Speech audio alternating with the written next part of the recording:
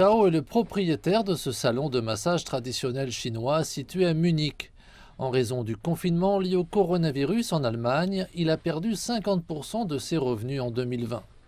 Il ignore si une réouverture destinée uniquement aux clients ayant été vaccinés a un sens d'un point de vue économique. Si seules les personnes vaccinées peuvent venir pour des massages, nous n'aurons pratiquement rien à faire. Il faudra plus d'un an pour que tout le monde se fasse vacciner.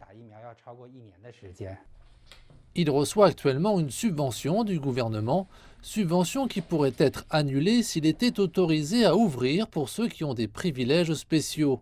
Et même si peu de clients sont préférables à pas de clients du tout, la question alimente un vif débat.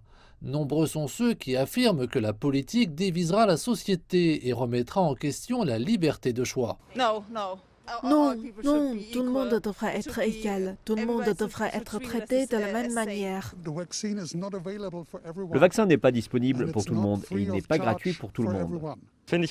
À mon avis, ce n'est pas une bonne chose. J'ai une maladie chronique et je ne peux pas me faire vacciner car ça détruirait complètement mon système immunitaire.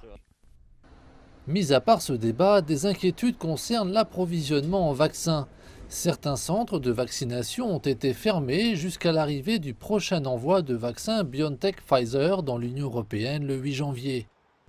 Loin de l'Allemagne, le gouvernement néerlandais a annoncé qu'il commencerait à vacciner le personnel de santé le plus exposé avant le déploiement du vaccin prévu le 8 janvier.